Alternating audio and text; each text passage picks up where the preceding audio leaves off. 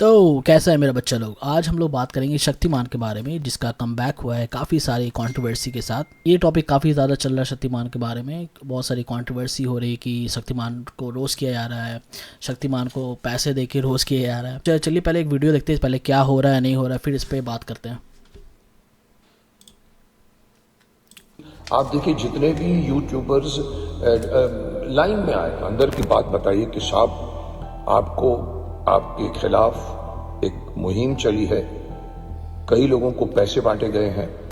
मेरे को हाथ जोड़ने में बुरा नहीं लगता। I am sorry Mukesh Khanna ji. ये जो वीडियो है इसमें कोई एडिटिंग नहीं दिखेगी आपको, पर एक सिंपल और स्ट्रेट फॉरवर्ड ओपिनियन दिखेगा। आपने अभी रिसेंटली इल्जाम लगाया बहुत सारे यूट्यूबर्स पे कि आपके खिलाफ पेड वीडियोस बन रहे हैं, तो मैं आपको थोड़ी ट्रांसपेरेंसी के साथ सच बताना चाहता हूँ। ये भी बताना चाहता हूँ कि मेरा जो पिछला वीडियो था वो किस लिए बनाया गया था, क्या मुझे पैसे मिले थे, और कई थंबनेल्स मैंने देखे, उसमें कई लोगों के वीडियोस देखे और आपका वीडियो देखा जिसमें आपने ये इल्जाम लगाया है। इल्जाम नहीं लगाया, आपने वैलिडेट किया है कि आपको फीडबैक मिल रहा है कि इस तरह की मुहिम है आपके खिलाफ और शक्तिमान को बदनाम किया जा रहा है या मुकेश खन्ना जी को बदनाम किया जा रहा है। पहले भी एक मुहिम छिड़ी थी, अभी एक और मुहिम छिड़ गई है। आपने कहा कि यूट्यूबर्स को पैसे मिल रहे हैं आपको बदनाम करने के लिए और शक्तिमान को बदनाम करने के लिए। तो मैं आपको एक सिंपल और स्ट्रेट फॉरवर्ड यहाँ एक फैक्ट बताता हूँ, एक ओपिनियन बताता हूँ, जिससे शायद आप रेजोनेट कर पाएंगे। नो डाउट जिस टाइम पे आप शक्तिमान को लेकर आए उस टाइम पे इंडियन टीवी में वो एक सुपर हीरो कैरेक्टर की रिक्वायरमेंट भी थी और उस वक्त वो चला भी, बिकॉज जो टीवी स्टैंडर्ड था लो था। मैं आपको यहाँ बड़ा ब्लंटली बोल रहा हूँ, जो मैंने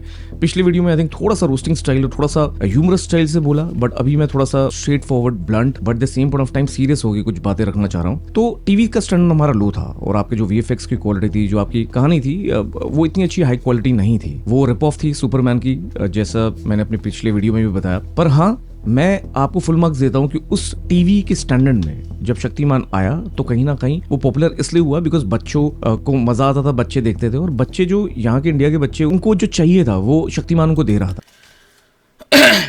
ये वीडियो पे मतलब बात करना मेरे लिए काफ़ी ये वीडियो पे बात करना इसलिए अच्छा लग रहा है क्योंकि शक्तिमान मेरे टाइम पे आया था। वहाँ उस वक्त हम बहुत छोटे थे और मेरे टाइम पे सारे बच्चों को शक्तिमान बहुत पसंद था, बहुत ज़्यादा पसंद था शक्तिमान। सबको इतना पसंद था कि हम लोग के यहाँ जब ईद बनता था तो ईद में शक्तिमान का सूट मिलता था और हमको भी वो सूट लेना था, पर वो सूट हम पता नहीं मेरे घर पे वो सूट कोई दिलाया ही नहीं। और जहाँ तक बात करें वीएफएक्स का, तो डिसेंट वीएफएक्स, क्योंकि 90s का टाइम था और उस वक्त इतना हाई वीएफएक्स कहाँ होगा, मतलब अगर होता भी तो उस वक्त टीवी टाइम के लिए इतना रिक्वायरमेंट नहीं था वीएफएक्स। उस वक्त टीवी के टाइम के हिसाब से उतना वीएफएक्स भी मिल जाना काफ़ी था।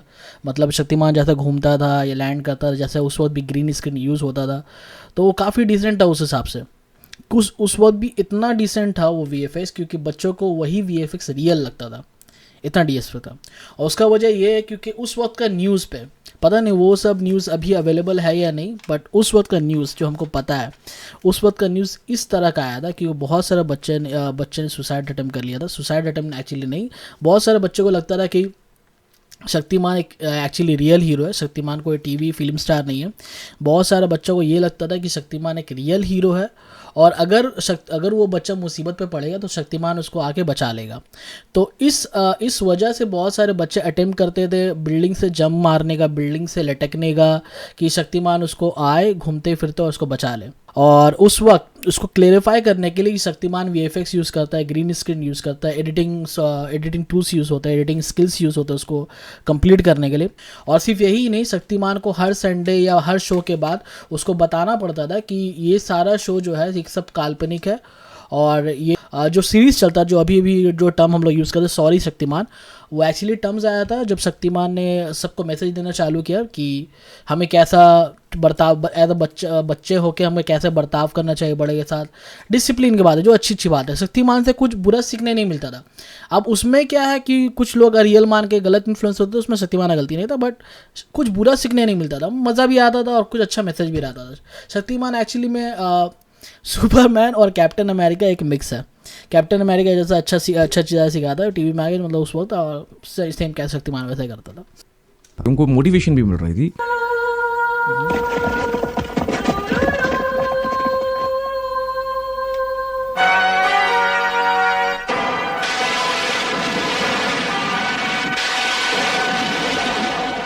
एब्सोल्युटली जो आपने जिस तरह शक्तिमान के कैरेक्टर को दिखाया, वो कैरेक्टर कोई भी उसमें ऐसी चीज नहीं थी जो भारतीय संस्कृति के खिलाफ हो, और आपने बहुत ही नपातुला, बहुत बैलेंस ढंग से उसको प्रेजेंट किया। With that full marks to you. Shaktimaan का जो कैरेक्टर था उसको आपसे बेहतर शायद उस वक्त नहीं कर सकता था कोई। आपने बहुत मेहनत भी करी होगी उस पूरे प्रोडक्शन के पीछे, और आपको मैं फुल मार्क्स देता हूँ। आपने बहुत पैशनेटली इस कैरेक्टर को ड्राइव किया है, कैरेक्टर को जिया है। और मैं या कोई भी यूट्यूबर आजकल के जमाने में, या मैं तो चलिए तभी I am still experience, but there are lot of kids who probably do not know कि कितना हार्डवर्क और कितना पैशन चाहिए होता है इस तरह के कैरेक्टर को लिव करने में। आज भी आप जो ड्रेस पहन के शक्तिमान की निकल जाते हैं तो उसमें आपका पैशन दिखता है, उसमें आपका वर्क एथिक दिखता है, और उसमें आपकी एक ड्रीम दिखती है जिसको आपने लिव किया है। And I am sorry Mukesh Khanna ji, because कहीं ना कहीं मैंने क्रिटिसाइज किया तो एटलीस्ट मेरी मेच्योरिटी और मेरा एक्सपीरियंस कहता है कि मेरे को एक बैलेंस पर्सपेक्टिव रखना चाहिए था, और उस बैलेंस पर्सपेक्टिव में ये बात सबसे ऊपर है। इस पूरे कैरेक्टर में, उस पूरी टीवी सीरीज में आपका पैशन बढ़ चढ़ कर बोलता है, और इससे कई लोग सीख सकते हैं कि पैशनली किसी चीज को कैसे ड्राइव करना चाहिए। हाँ, पर अगर ये सुपरमैन का रिप ऑफ है तो वो भी गलत नहीं होगा, और मैं इसको क्रिटिसाइज करता हूँ तो आई थिंक इसमें मुझे एक बैलेंस पर्सपेक्टिव और बैलेंस टेक जरूर देना चाहिए कि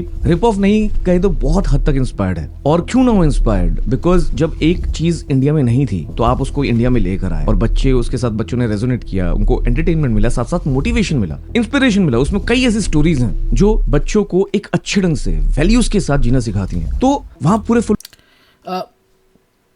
एक चीज़ सही है, अगर रिप ऑफ है भी शक्तिमान सुपरमैन का, तो उस वक्त के हिसाब से कि ऐसा कॉन्सेप्ट बनाना कि मतलब शक्तिमान डायरेक्टली नहीं उड़ रहा है, शक्तिमान टर्न ट्विस्ट करके फुफ फुफ फुफ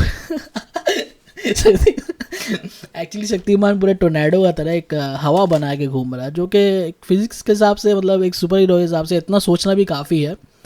मतलब अभी के टाइम में इतना इलॉजिकल मूवी बनता है बॉलीवुड में, उस वक्त अगर इतना लॉजिक भी लगा ले एक सुपर हीरो मूवी में तो काफ़ी है उस हिसाब से। मतलब अगर रिप ऑफ भी है, अगर इंस्पायर्ड है तो उतना भी ज़्यादा कॉपी नहीं है, कुछ कुछ टर्म्स अपना है, जैसे कि उस पर एलिमेंट्स यूज़ करना शक्तिमान का, कि उसमें बाबा का पावर्स है, मतलब जितना भी हिंदू संस्कृति है वहाँ पुराना जितना हिंदू बाबा या जो भी साधु थे उस शक्तिमान को उसने पावर दिया, और अर्थ के एलिमेंट्स को मिला के आग, पानी, हवा, ये सब एलिमेंट्स मिला के शक्तिमान को बनाया गया। तो ये एक बहुत अच्छा कॉन्सेप्ट है, मतलब ये कम्प्लीटली इंस्पायर नहीं है, कम्प्लीटली रिप ऑफ नहीं है, बहुत अच्छा है।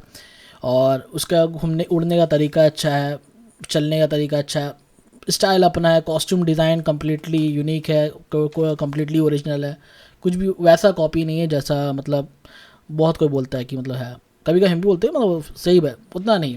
सुपर जैसे कि बहुत सारे सुपर हीरो का मतलब जो सुपर पावर्स होता है कॉपी होता है, जैसे कि आँख से लेज़र फेंकना, जैसे सुपरमैन आँख से लेज़र फेंकता, शक्तिमान भी आँख से लेज़र फेंकता। तो अगर शक्तिमान ख़त्म हो गया तो बस ख़त्म हो गया था, उसको वापस आने का, रिटर्न आने का कोई ज़रूरत ही नहीं है ना। अगर हम लोग जैसे कि हम लोग अभी आयरन मैन के साथ करेंगे, मतलब बूढ़ा हो गया फिर भी तुम आयरन मैन बन के आ जाओ, वापस आ जाओ, ज़रूरत नहीं है, वो मर गया, कहानी ख़त्म है वहाँ से उसके बाद हमको ज़रूरत नहीं कि रॉबर्ट डाउनी फिर से आयरन मैन बन के आए इतना बूढ़ा हो के भी। तो वही चीज़ सेम अप्लाई करता है शक्तिमान के ऊपर, कि शक्तिमान खुद 66 ईयर्स का है, अगर उसका जो बिहेवियर अभी जो आपको न्यूज़ में दिख रहा है वो सिर्फ उसकी उम्र की वजह से, 66 ईयर का बंदा है, मतलब पूरा बूढ़ा हो चुका है वो, और उसको अगर तुम वैसा चीज़ मिला दोगे, रानू मंडल की तरह उसको ट्रीट करोगे तो वही वैसे ही बिहेव करेगा, और फिर उस पर मतलब मीडिया वैसे ही सेम इमेज बना के दिखाएगा कि हाँ ये वैसा सड़िया गया, मीडिया से सही बात नहीं करता। तो भाई उस उम्र में सब वैसे ही बात करता है, बहुत मुश्किल है कि मतलब एक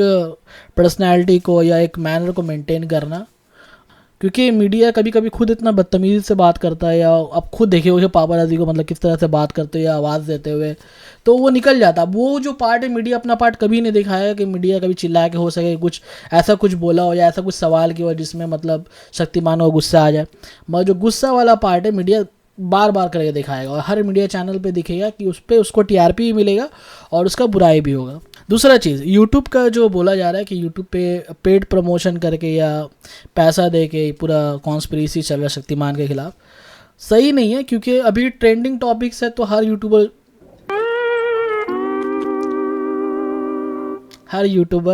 उसी पे वीडियो बनाएगा जो ट्रेंडिंग टॉपिक्स है, और सभी यूट्यूबर वही करता है कि मतलब एक ट्रेंडिंग टॉपिक को पकड़ के सारा यूट्यूबर वही करता है, एक ट्रेंडिंग टॉपिक पकड़ के सब वही यूट्यूबर ट्रेंडिंग टॉपिक पे वीडियो बनाता है, क्योंकि उसी पे व्यू आता है। ठीक है, इस पे नहीं आएगा, हमको पता है इस पे उतना नहीं आने वाला है, बट होता है ऐसे ही, एल्गोरिदम ऐसे ही काम करता है। हाँ, रहा बात पेमेंट का, मतलब पेड पीआर होता है, नेगेटिव पीआर होता है, वो होता है पैसा दे के नेगेटिव चीज़ बुलाई जाती है। यूट्यूब भी करता है, यूट्यूब भी पेड पीआर का हिस्सा है। तुम पैसा दो, तुमको सब कुछ मिलेगा। नेगेटिव पीआर, पॉजिटिव पीआर, सब कुछ होता है यहाँ पर। हम मेरे साथ नहीं होता, मेरा साथ नहीं होता, अभी उस लेवल में है नहीं। 200-300 में कोई पेड पीआर मिलने वाला नहीं है, तो 200-300 व्यूज़ में कोई पेड पीआर मिलने वाला नहीं है, तो मेरे साथ वैसा नहीं हो रहा। जब होगा हम नहीं करेंगे, टेंशन नहीं लेंगे। नहीं, मेरा हमेशा ऑथेंटिक रहेगा, ये सिर्फ अपने लिए कर रहे हैं। फुल मार्क्स है मुकेश खन्ना जी, पर आपका जो इल्जाम है वो बेबुनियाद है कि यूट्यूबर्स पैसे ले रहे हैं। अंदर की बात बताइए कि साहब आपको आपके खिलाफ एक मुहिम चली है, कई लोगों को पैसे बांटे गए हैं। इवन मैं भी कन्विंस हो रहा हूं, क्योंकि आप देखिए जितने भी यूट्यूबर्स लाइन में आए हैं, और मैंने उनको कभी देखा तक नहीं है उनको। देखिए, आपको जलील करना या आपको क्रिटिसाइज करना, आपके खिलाफ वीडियोस बनाना, ये कोई मुहिम नहीं है। कोई पैसे नहीं दे रहा किसी को। देखिए, आप कुछ चीजें एरोगेंस में बोल गए तो थोड़ी सी आजकल के जमाने में वो क्रिंजी लगती हैं। देखिए, आप बहुत सीनियर आर्टिस्ट हैं, आप बहुत सीनियर एक्टर हैं, बट जब आप एरोगेंस के साथ कुछ चीजें बोलते हैं, जैसे मैंने अपने पिछले वीडियो में भी बताया, जैसे आप लड़कियों के बारे में बोलते हैं कि लड़कियां और ऐसा बोलती हैं, ऐसा करती हैं, तो वो इस कैटेगरी में आ जाती है। नहीं मुकेश खन्ना जी, मुकेश खन्ना जी, अगर कोई लड़की सेक्स करना चाहती है या कोई लड़की छोटे कपड़े पहनती है तो उसका कैरेक्टर खराब नहीं हो जाता, वो धंधा करने वाली नहीं हो जाती। और इस तरह के जब मैंने कमेंट्स सुने, इस तरह के एरोगेंट कमेंट्स आपके मुंह से सुने, तो मुझे बुरा लगा। और इसलिए मेरा जो पिछला वीडियो था उसमें सीरियसनेस नहीं थी, उसमें बैलेंस टेक नहीं था, उसमें एज अ रोल मॉडल अगर कोई एक बच्चा सुपर हीरो मान दिया था, कि हम बताया कि शक्तिमान के लिए सब शक्तिमान का बहुत इज्जत करता था। शक्तिमान का जो कैरेक्टर है उसका लिए जो एक इज्जत बना हुआ है, जो उस वक्त का बच्चा है, जो मेरे उम्र का बच्चा है, 90s का बच्चा लोग है, तो वो लोग के नज़र में ऑलरेडी एक इज्जत बना हुआ, एक रोल मॉडल बना हुआ शक्तिमान। फिर शक्तिमान मतलब ऐसा बात करेगा कि लड़की ऐसी है, धंधा करती है, तो वो कहीं ना कहीं क्लिक करता है फिर कि इस बंदे को रोल मॉडल मानते थे, अभी ऐसा बात कर रहा है, ये कर रहा है, वो कर रहा है।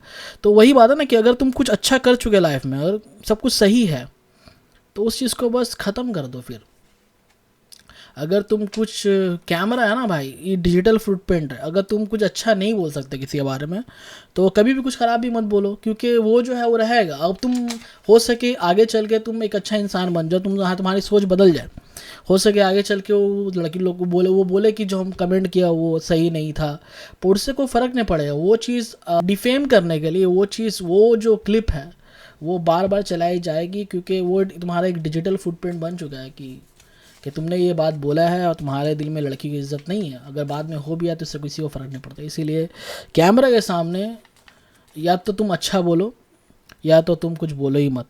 और अगर तुम कुछ बोल भी रहे हो, मतलब कुछ ख़राब बोल भी रहे हो, तो समझ लो तुम फिर उस पर अकड़ जाओ, मतलब तुम बोल लो कि हम हैं ऐसे, अगर वैसा है तो फिर उसमें अच्छा बनने का नाटक करके कोई ज़रूरत नहीं कि नहीं हम बहुत सिंधान वाला आदमी है, मतलब हम बहुत बहुत अच्छा आदमी है, मगर हमसे मेरा मुंह से निकल जाता है, वो सब नहीं चलता। फिर ख़त्म हो गया सीन।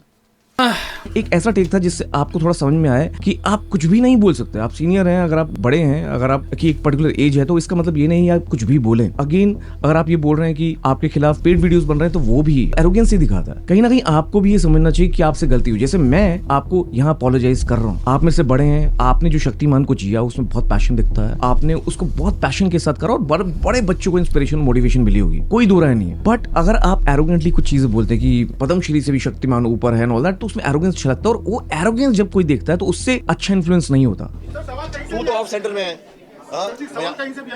लुक सेंटर में देखो, ओके ठीक है। अरे साहब, या तो मैं बोलूं या आप बोलेंगे। ओ साहब, पीछे कोई कुछ नहीं बोलेगा। ओए, कौन बोल रहे हैं यार? आप लोग कितने भी सीनियर हो, जस्ट कीप क्वाइट।